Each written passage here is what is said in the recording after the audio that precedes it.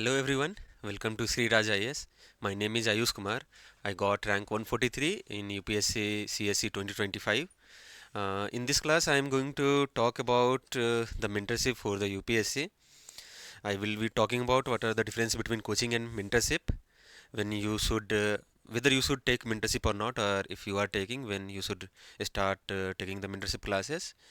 I will also be talking about whether that is needed or not, what you any mentorship will give you, what are the benefits of any mentorship program, what you need to do from your side to get the maximum benefit out of those classes and those mentorship sessions, as well as I will talk about what are the bad signs of mentorship.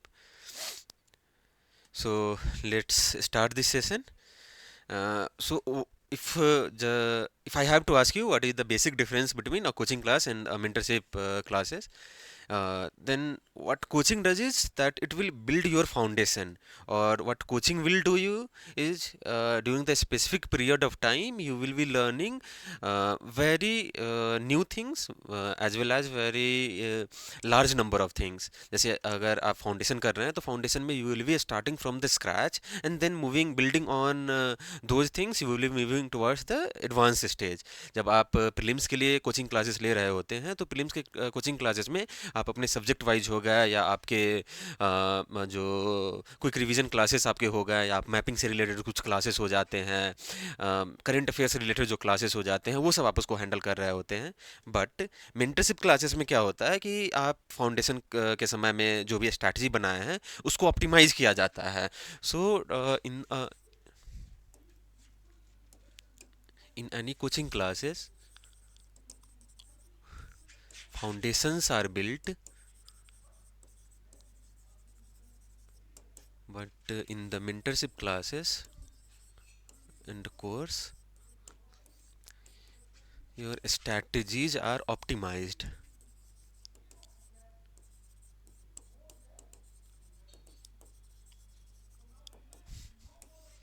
Right. तो ये basic difference होता है coaching और mentorship classes के लिए. और mentorship classes की बहुत बार हमको ज़रूरत कब पड़ रही होती है, तो ऐसा होता है कि हमने अपने फाउंडेशन कर लिए हैं, फाउंडेशन करने के बाद वी आर लॉस्ट कि हम उसको आगे कैसे करें. लेट्स सपोज कि आपका फाउंडेशन अप्रैल या मई में ख़त्म हुआ है, और जब अप्रैल और मई में आपका फाउंडेशन ख़त्म होता है तो उस समय में आप उस ईयर के इस अटेम्प्ट को स्किप कर रहे होते हैं. तो अगर उस ईयर के अटेम्प्ट को आप स्किप कर रहे हैं, then you have completed your foundation and you do not know, or you do not have a direction where you have to approach or how you need to study, then उस समय में आपको foundation mentorship course की ज़रूरत पड़ती है. First is just after foundation.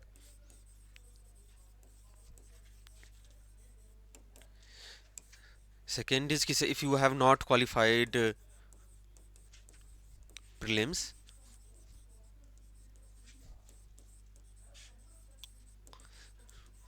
जब आप प्रीलिम्स को क्वालिफाई नहीं करते हैं तो आपके पास पूरा एक साल बचता है नेक्स्ट प्रीलिम्स के लिए.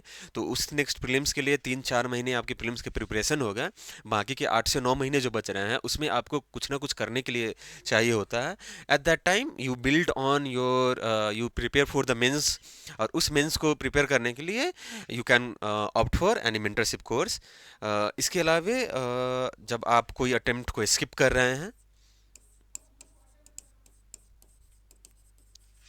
तो इस अटेम्प्ट को स्किप करने के समय में again you will be getting 8 to 9 months of your time for the mains. और उस मेंस के प्रिपरेशन करने के लिए you might require mentorship classes और मेंटरशिप कोर्सेज, राइट. ये सब हो जाते हैं. तो अगर foundation, these are the basic things when you can take mentorship course. Foundation के बाद आप क्यों मेंटरशिप कोर्स लेते हैं? तो सबसे पहले तो आपको मेंटरशिप की इस समय में रिक्वायरमेंट होती है, क्यों कि आपको अपने नोट्स नहीं बने हुए रहते हैं सही से.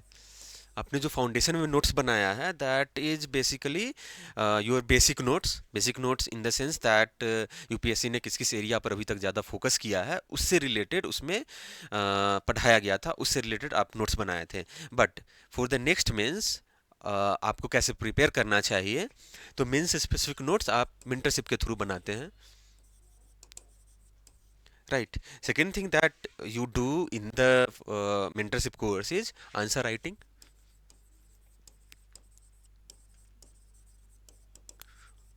सब मेंटरशिप क्लास में आपको नोट्स बनाने का तरीका सिखाया जाएगा और उस नोट्स के थ्रू आपको आंसर राइटिंग का तरीका सिखाया जाएगा।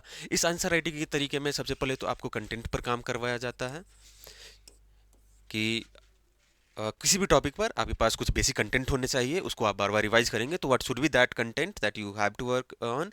इसके अलावा आपको क्या किसी भी क्वेश्चंस में लिखने हैं जिसके थ्रू उस क्वेश्चन का डिमांड को फुलफिल किया जा सके, राइट।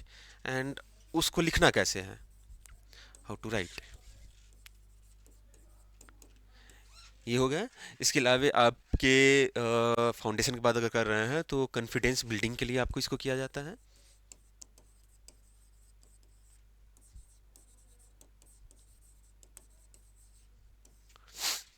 कॉन्फिडेंस बिल्डिंग के अलावा में जब फाउंडेशन के बाद आपके पास कुछ करने को नहीं होता है, at that time you need structured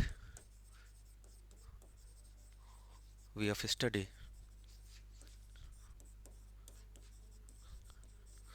In most of the mentorship classes, you have weekly targets, you have daily targets, you have monthly targets। तो उसके थ्रू आप स्ट्रक्चर्ड वे में पढ़ाई कर सकते हैं।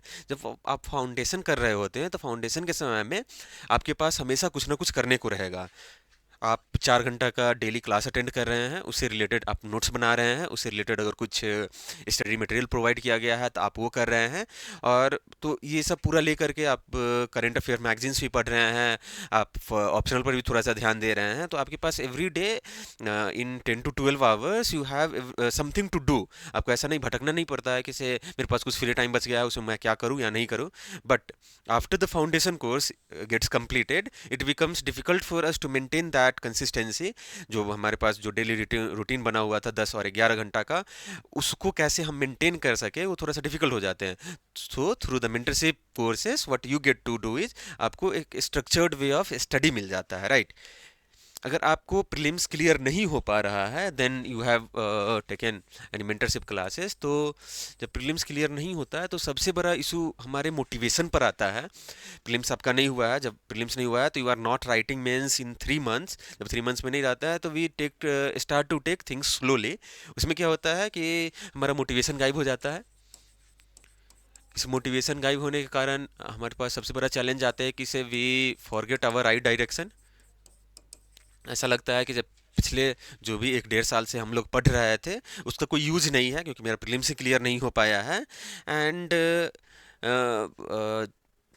उसके अलावा तो कुछ जो भी हमने पढ़ा है वो तो उसके थ्रू नहीं हो रहा है क्लियर, तो आपको ये भी नहीं मालूम होता है कि आगे हम पढ़े क्या।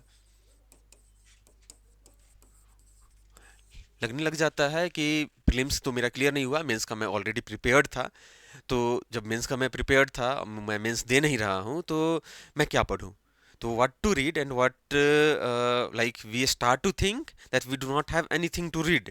तो प्रीलिम्स जब मेरा क्लियर नहीं होता है तो उस समय में ये हमारे पास इशू हो जाती है। Similarly these are the same challenges that you will face if you are escaping an attempt. जब भी आप पूरा 2-3 महीने आप प्रिपरेशन किए प्रीलिम्स के लिए, लेकिन on the day of prelims you have decided that you will be skipping this prelims because of some reason.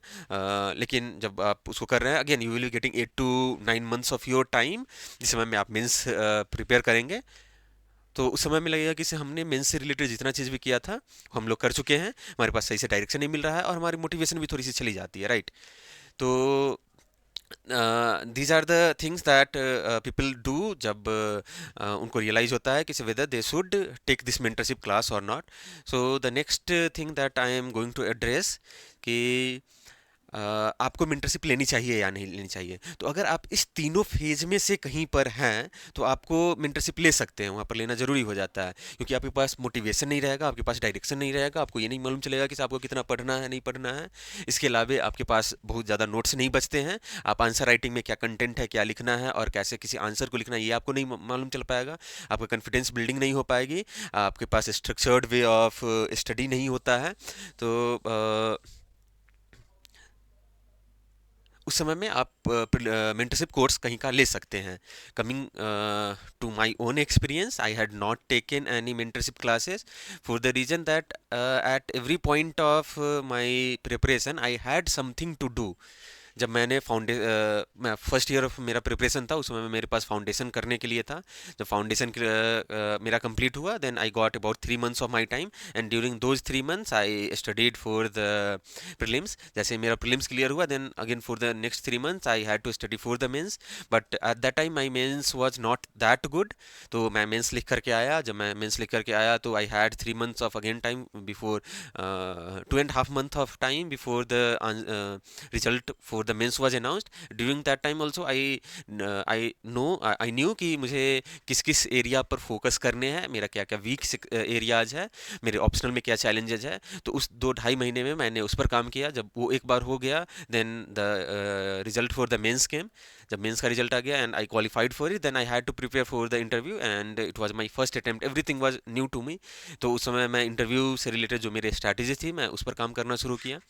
जब मेरा इंटरव्यू खत्म हो गया, then I got only 3 months of time for the next prelims, and before that only I was knowing कि मेरा इस attempt में नहीं होना है, मेरा मेंस बहुत अच्छा नहीं गया था। Even if I am getting good marks in the mains, maybe I would not get that good marks in my interview. तो ये सब होने के बाद I started to prepare for the prelims. Prelims जब मैं दिया तो उसके बाद I knew that this year I will qualify the prelims. तो मैं लग गया मेंस के लिए। मेंस के लिए मैं लग गया, तो जहाँ जहाँ पर मेरा वीक पोर्शन था, जिसको मैंने मेंस के बाद काम किया था, again I had to start working on those areas. तो मैं उस पर काम किया। Again I cleared the I gave the mains examination. Mains exam देने के बाद I also had to give my forest forest service examination. तो उसका जब मुझे मेंस देना था, तो again for the next 75 to 80 days मुझे उस पर काम करने पड़े। जब मैंने उस पर काम किया, then during the examination period only result for the mains came. जब ये आ गया तो हमको इंटरव्यू के लिए मुझे काम करना पड़ रहा था। तो इंटरव्यू के लिए मैं काम करना शुरू कर दिया। तो what I am telling you through my own experience is that at no point of my preparation I faced an issue where I was not able to qualify prelims, और I had got some time after my foundation course, और I was escaping some attempt. तो मेरे पास motivation का issue नहीं था। I had motivation कि इस बार मेरे पास कम टाइम मिल रहा था, इस कारण से मेरे मेंस में कम मार्क्स आए हैं। Next year I will get more time, then I will score good marks in that. मेरे पास डायरेक्शन का इशू नहीं था। आई न्यू कि मेरे पास जो स्ट्रैटेजी है वो कैसे काम करना है। Whether that strategy is wrong, that strategy has some issues where I have to work, and I also knew कि मैं अभी तक सब नहीं पढ़ा हूँ। मेरे पास ये पढ़ने के लिए है, ये टॉपिक मेरा छूटा हुआ है, और ये सब्जेक्ट मुझे स्टार्ट से स्क्रैच से करना है, राइट। तो ये सब इशू जब मुझे फेस नहीं हुए थे, then that's why I had not taken any mentorship classes. But if you are facing any issue with regards to these things, then you can opt for I would advise you to opt for mentorship classes. उससे आपके जो overall strategies रहते हैं, आपके motivations रहते हैं, आपके जो डायरेक्शन रहते हैं, और आपका जो एक साइकोलॉजिकल बैरियर रहता है कि whether I will be able to clear UPSC examination और नॉट, वो आपको इससे हैंडल हो जाते हैं, राइट। तो next thing that I am going to talk about is कि से कोई भी मेंटरशिप कोर्स अगर आप ले रहे हैं, तो उसमें आपको क्या क्या मिलता है। तो सबसे पहले उसमें आपको मिलता है एक पर्सनलाइज्ड स्टडी प्लान।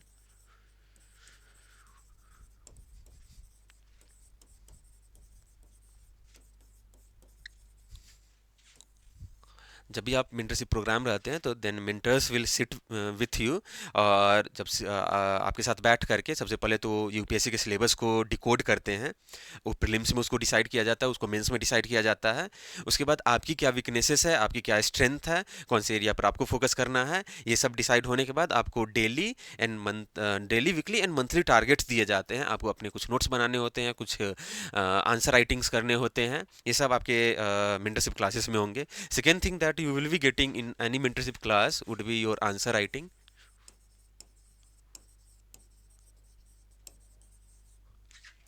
तो जब अब आप आंसर राइटिंग कर रहे होते हैं, देन इसमें आंसर राइटिंग करने के बाद you will be getting evaluated that answer writing.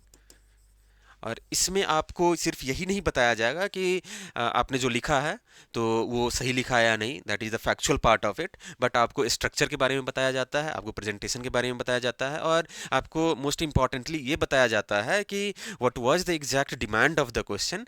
I am telling you N anecdote. मेरे एक दोस्त थे, उन्होंने एक क्वेश्चन का आंसर लिखा था, उसमें एक स्टेटमेंट था। उस स्टेटमेंट के थ्रू आगे ऐसा क्वेश्चन था कि discuss that statement with some relevant UPSC judgement, Supreme Court judgement, not UPSC judgement, Supreme Court judgement.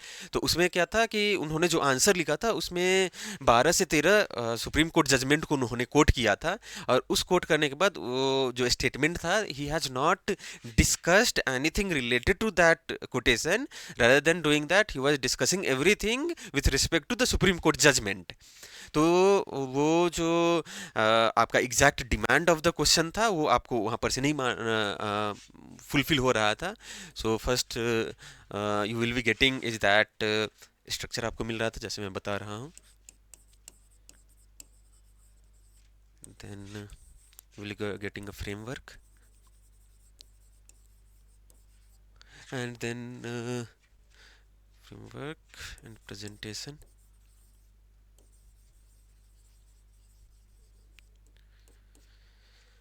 The third thing would be the demand of the question. ये सब आपको मेंटरशिप क्लासेस में जब answer का evaluation करवा रहे होंगे उस समय में आपको करवाया जाता है।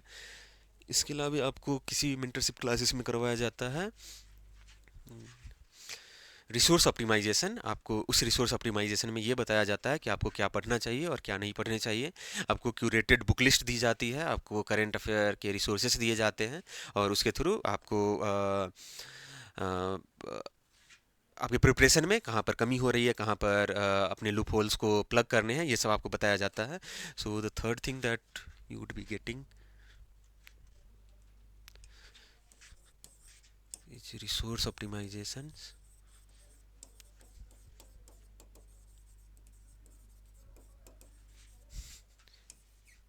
The fourth thing that you might be getting from any mentorship classes is performance tracking.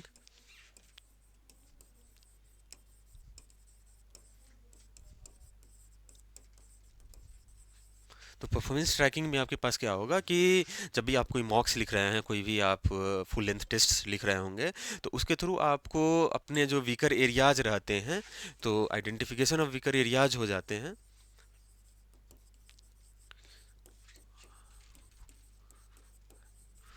And इसके थ्रू आपको जो टारगेटेड इम्प्रूवमेंट है वो आपको मिल जाता है, right. And fifth one that is most important is that you will be getting emotional as well as psychological help. Like UPSC preparation is very isolating. जब आप कुछ भी पढ़ रहे होंगे तो बहुत बार ऐसा रियलाइज होगा कि whether you will be able to qualify the examination और not. You might be facing that the time that you are giving in the UPSC preparation, that is a waste of time. आपको जब आप मॉक्स दे रहे हैं, आप answers लिख रहे हैं तो you are not writing good answers. आप प्रीलिम्स के लिए अगर मॉक्स दे रहे हैं तो you are not getting good marks. तो इस समय में आपको इमोशनल और साइकोलॉजिकल सपोर्ट की ज़रूरत होती है जो आपको किसी भी मेंटरशिप क्लासेस से आपको मिल जाते हैं, right.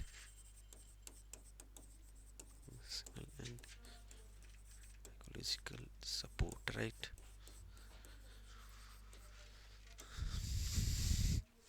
So, and these are the things that you need to look at whenever you are opting for any mentorship courses, whether that is able to provide you the personalized study material or not, whether answers are being evaluated in the right way, उसमें आपको structures कैसे करने हैं वो आपको बताया जा रहा है नहीं, आपको framework और presentation कैसे करना है ये आपको बताया जा रहा है नहीं, एंड आपको ये सिखाया जा रहा है नहीं कि किसी भी क्वेश्चन का क्या डिमांड है और how to identify those demand of the question, right. इसके अलावा आपको ये बताया जा रहा है कि आपको कौन कौन से रिसोर्सेज को पढ़ने हैं और कम रिसोर्सेज को पढ़ने हैं। ऐसा तो नहीं हो रहा है कि आपको वहाँ पर पीडीएफ दिया जा रहा है, कोचिंग मटेरियल्स बताए जा रहे हैं और वो रिसोर्स ऑप्टिमाइजेशन की जगह रिसोर्स का इंक्रीज हो रहा है, ऐसा कुछ अगर किया जा रहा है। तो on these criteria you can जज any mentorship classes whether your performance is being tracked periodically और उसमें आपके वीकर एरियाज को इम्प्रूव किया जा रहा है या नहीं, और उसके लिए आपको टारगेटेड मटेरियल और टारगेटेड इम्प्रूवमेंट प्रोग्राम्स आपको बताया जा रहे हैं या नहीं। एंड मोर देन दैट, ये सब तो पढ़ाई लिखाई की बात हो गई, आपको इमोशनल और साइकोलॉजिकल सपोर्ट वहाँ पर प्रोवाइड हो रहा है नहीं। जब भी आप डिस्ट्रेस में हैं, जब भी आपको पढ़ाई में मन नहीं लग रहा है या कुछ ऐसा फील हो रहा है रिगार्डिंग यूपीएससी, उस समय में whether they are able to help you emotionally as well as psychologically और नॉट, राइट। सो ये mentorship classes you can expect from any mentorship classes, right. So to get the full benefit of any mentorship classes, you also need to do something from your side. कोई भी mentorship classes is not किसी चीज़ का रामबान नहीं है. आपको अपने side से 90% of the efforts you have to put. तो सबसे पहले आपको उसमें से इस बात को ध्यान रखना है कि whether whenever you are meeting your mentor, right, तो उस समय में आप एजेंडा को डिराइव कर रहे हैं या नहीं कर रहे हैं. जैसे आप जा करके उनसे ये नहीं डायरेक्टली क्वेश्चन पूछ रहे हैं कि how to study. You have to be very specific about any question, any doubt whenever you are asking to your mentors. Like the doubt might be कि मैं करंट अफेयर को GS2 में integrate नहीं कर पा रहा हूँ, मैं लिंक नहीं कर पा रहा हूँ, और मेरे साथ चैलेंज ये आ रहा है कि मैं 2 घंटा न्यूज़पेपर में दे रहा हूँ on the daily basis. How I can reduce that hour rather than कि हम इस तरीके का क्वेश्चन कुछ पूछ रहे हैं कि से सर मुझे पढ़ाई नहीं हो रही और how I need to study. इस तरीके का क्वेश्चन नहीं. अगर आपको ये डाउट आ रहा है कि how you need to study, then you should be very specific about कि sir how do I need to study Indian geography. Indian geography में भी आपको जो क्लाइमेट से रिलेटेड है या मानसून से रिलेटेड कुछ क्वेश्चंस है, तो आपको ये होना चाहिए कि सर मानसून मुझे नहीं आ रहा है समझ में, whether there is a resource और can there is a supplementary material जिसके थ्रू हम मानसून को पढ़ करके समझ सके. तो उस समय में you have to drive your agenda whenever you are meeting your mentor, right. Second thing that you have to keep is कि आपको एक डाउट डायरी रखना होगा. उसमें जो भी आपको माइक्रो डाउट्स आ रहे हैं ऑन डेली बेसिस, तो उसको आप उसमें नोट करते जाइए. और जब भी आप अपने मेंटर से मिल रहे हैं, तो उस समय में मेंटर से जा करके उस टारगेटेड लिस्ट जो आप बन रहा है पूरा वीक का, उससे रिलेटेड आप उनसे क्वेश्चन पूछें. और उसमें बहुत सारा ऐसा डाउट होगा which will be repetitive. You do not have to contact your mentor at every point of time. आप जो भी वीकली मीटिंग आपके हो रहे हैं उसमें जा करके उस डायरी के थ्रू आप उनसे क्वेश्चंस पूछिए. The third thing that you have to be you need to be doing while taking a mentorship course is कि आपको बहुत ही bluntly honest होना होगा, बहुत ही brutally honest होना होगा.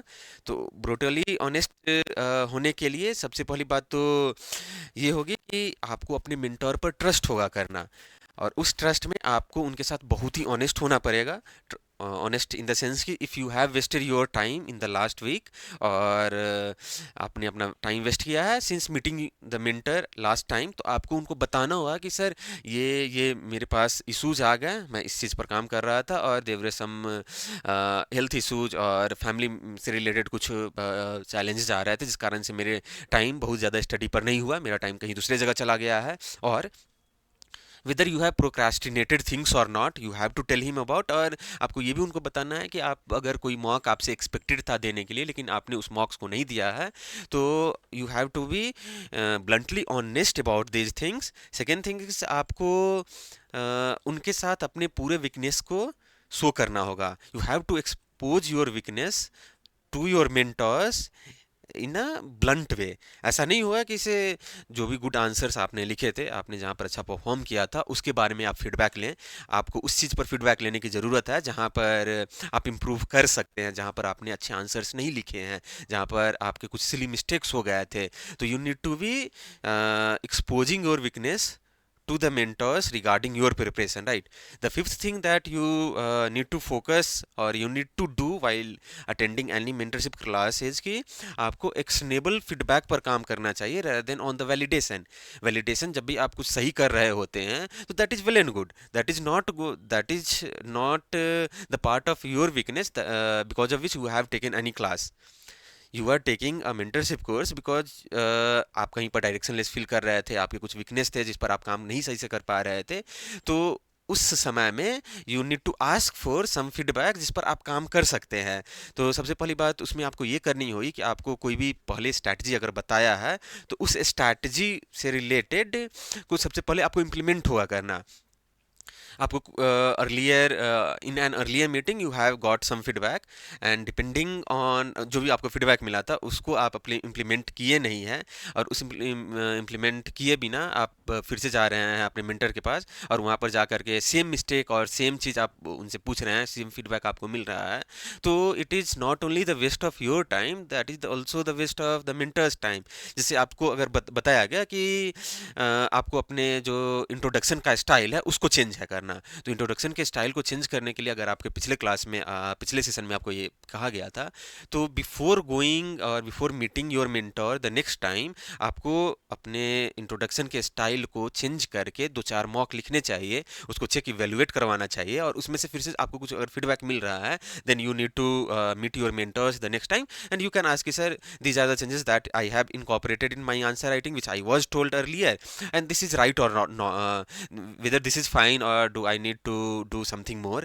इसके अलावा लेट्स सपोज कि आपको जब प्रीलिम्स का मॉक दे रहे थे उसमें आपको किसी एलिमिनेशन टेक्निक के बारे में बताया गया था, तो उस एलिमिनेशन टेक्निक को जब तक आप किसी मॉक में यूज़ नहीं करेंगे तब तक आपको मालूम नहीं चलेगा कि से वो एलिमिनेशन टेक्निक काम कर रहा है या नहीं कर रहा है, and whether you should continue with that technique और नॉट, और whether you need to focus on some other things. तो ये सब हो गया। Similarly if you are meeting your mentor, तो उस समय में मेंटर से मिल करके आपको ये नहीं उनसे पूछना है कि हम क्या कर सकते हैं, आपको ये पूछना है कि हम उसको कैसे कर सकते हैं।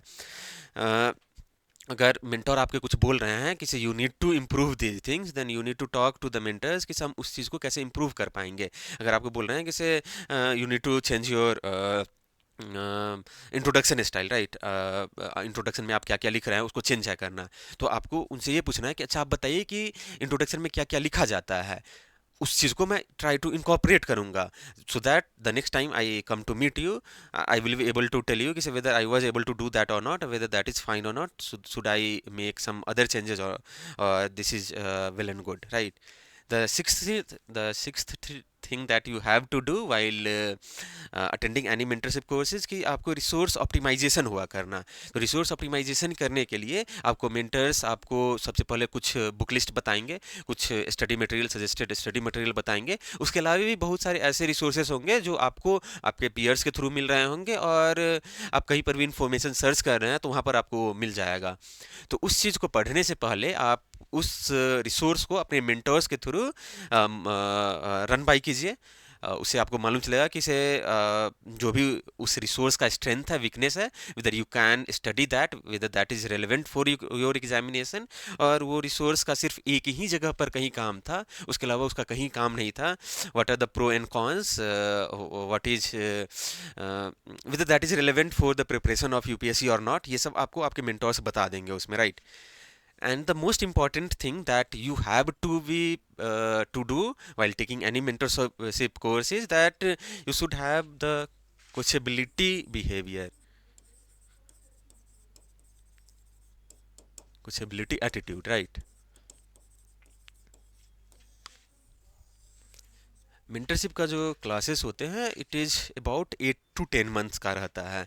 उस समय में आपको बहुत कुछ बताया जाता है, जो टीचर्स आपको बोलेंगे कि आपको इस चीज़ पर काम करना, आपको आपका जो ये स्ट्रैटेजी था that might not be working, तो आपको किसी दूसरे तरीके से उस पर काम करना है।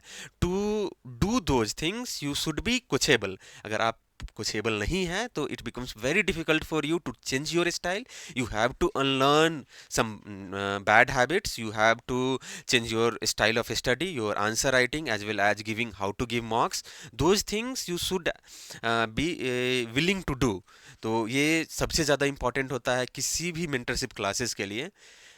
Coming to the next topic of discussion के आपको कोई भी मेंटरशिप आप लेना चाहते हैं या नहीं लेना चाहते हैं, आपको अपने से क्या एक्सपेक्टेशन है, उस मेंटरशिप में आपको क्या क्या करना चाहिए। तो you have decided okay I need to take some mentorship, right, you have mentally prepared yourself कि से these are the things that I will be doing.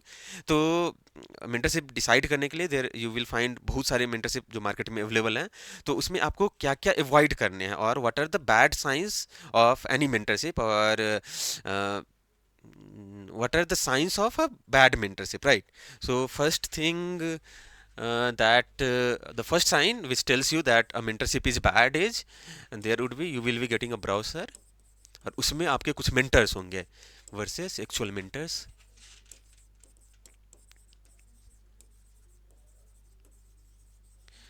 It might happen कि आपको जब इंफॉर्मेशन दी जा रही थी उसमें जो मेंटर्स थे वो उनका 10-15 साल का एक्सपीरियंस है इन दिस फील्ड, बस जब आपको कोई एक्चुअल मेंटर असाइन किया जा रहा है तो he might be a recent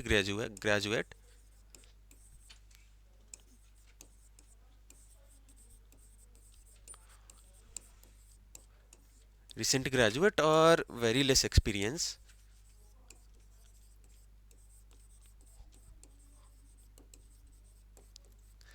are being guided by someone जो अभी अभी यूपीएससी को क्लियर किया है, recent UPSC rank holder.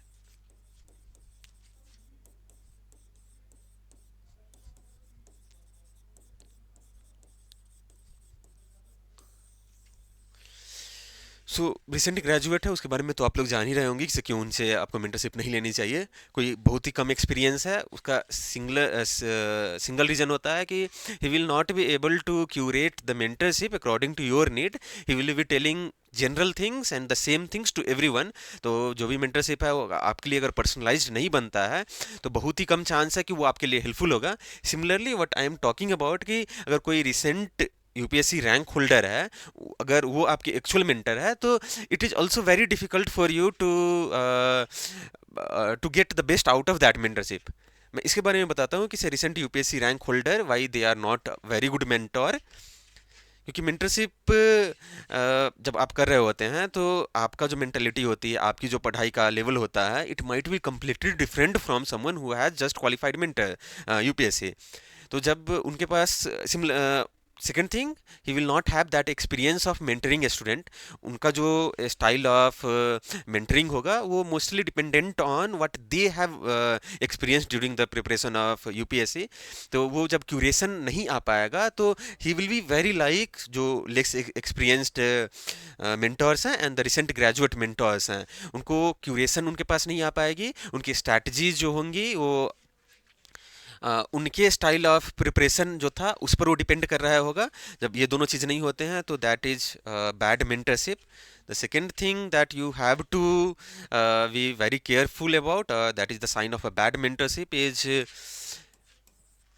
rigid and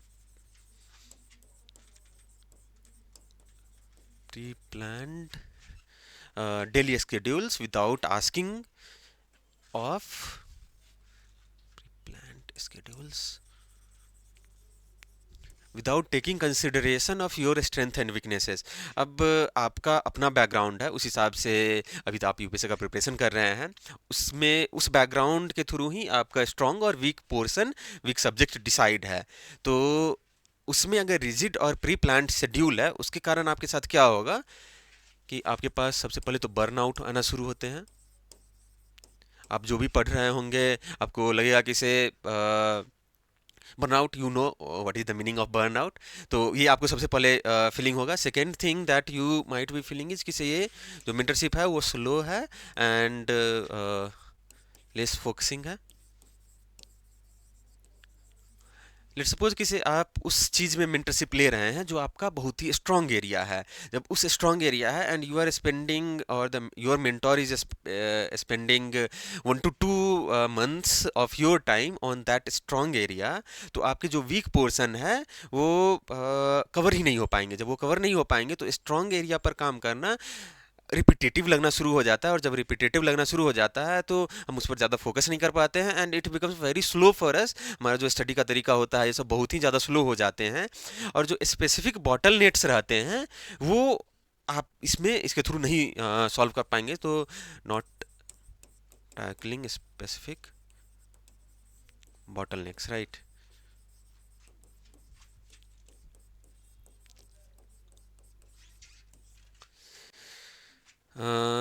Then the third sign of a bad mentorship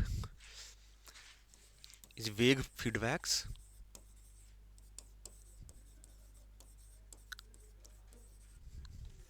अब इस वेग फीडबैक के थ्रू मैं ये बताना चाह रहा हूँ, आपको बोला जा रहा है कि आपको अपने प्रेजेंटेशन को इम्प्रूव करना है या आपको बहुत ज़्यादा पढ़ने की ज़रूरत है, और this was very good attempt. This kind of feedback if you are getting, तो ये सब फीडबैक एक्शनेबल फीडबैक नहीं है, इस पर आप कुछ काम नहीं कर सकते हैं, राइट।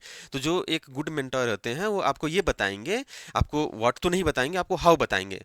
बहुत बार आपको बताएंगे okay in this answer you could have used a flow chart, और in this answer in the introduction of this answer you could have used certain article of the constitution. These are very specific feedback, और उस feedback के through आपका जो answer writing skill होता है जो UPSC के रिक्वायरमेंट की के हिसाब से वो मोल्ड हो जाएगा और इम्प्रूव होना वहाँ पर शुरू हो जाते हैं। The fourth sign is content dumping.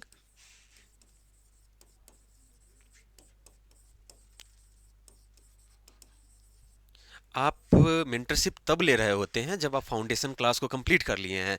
जब आपने फाउंडेशन क्लासेस को कंप्लीट कर दिया है तो यू आर नोइंग किसे कितना पढ़ना है और क्या क्या पढ़ना है। जब ये दोनों चीज़ आप जान रहे हैं then it should not be on the teacher और ऑन योर मेंटर कि वो आपको कोई कंटेंट बता रहे हैं, आपको कोई कोचिंग के बारे में बताया जा रहा है, आपको कोई पीडीएफ्स दिए जा रहे हैं। ये सब अगर आपको किया जा रहा है then that is bad sign of any mentorship. Then the fifth sign is कि there has been frequent change of mentors.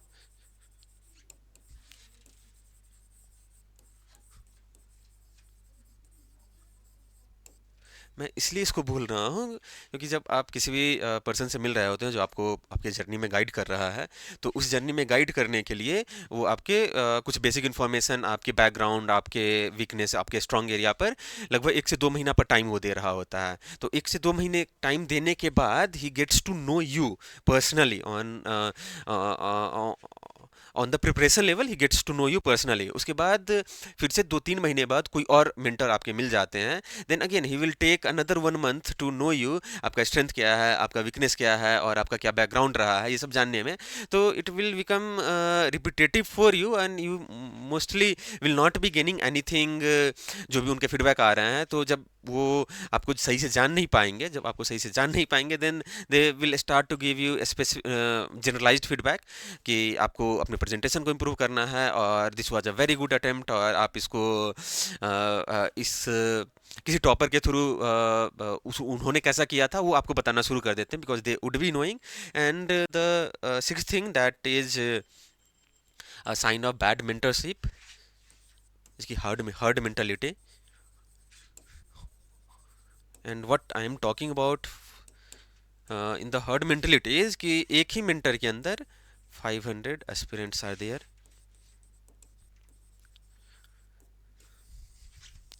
Now take a pause and see कि अगर 500 एस्पिरेंट एक ही मेंटोर के अंदर में एग्जिस्ट कर रहे हैं, then how will he keep track of your weakness, your strength, your improvement areas as well as what personalized feedback that he needs to give you. तो ये सब जो साइंस थे, these are the signs of a bad mentorship. तो इस science को अगर कहीं पर आपको मिल रहा है then even if you have paid certain amount of money to that mentorship, you need to avoid it. मैं अवॉइड इसलिए मैं बोल रहा हूँ क्योंकि आई ऑलवेज थिंक कि for UPSC preparation your time and your your time is much much more valuable than your money. कोई भी यूपीएससी अटेम्प्ट में कहीं पर भी अगर आप अटक रहे हैं तो वो आपका 1 साल पूरा का पूरा ले रहा होता है। मनी वाली बात होती है तो that is necessary, but you should not be wasting your time on a bad mentorship class, right? So these were the things that I was talking about in the mentorship. I have already told you about कि आपको coaching और mentorship के बीच में क्या क्या difference रहते हैं, आपको कब कब कोचिंग आपको कब मेंटरशिप की ज़रूरत पड़ सकती है, मेंटरशिप ज़रूरी है या नहीं है। क्योंकि मैं पर्सनली मेंटरशिप नहीं लिया था, but many of my friends have taken mentorship because they were in the stage which I had talked you earlier about. आप कोई भी अगर अच्छा मेंटरशिप है तो उसमें आपको क्या क्या मिल सकता है, आपको क्या क्या करना चाहिए किसी भी मेंटरशिप का बहुत ही एक्सटेंसिव फ़ायदा उठाने के लिए, और कोई भी बैड मेंटरशिप कैसे आप किसी मेंटरशिप को एवेलुएट कर सकते हैं, with that is a good mentorship और that is a bad mentorship, right? So with this thing I am going to end this session and I will see you in the next class.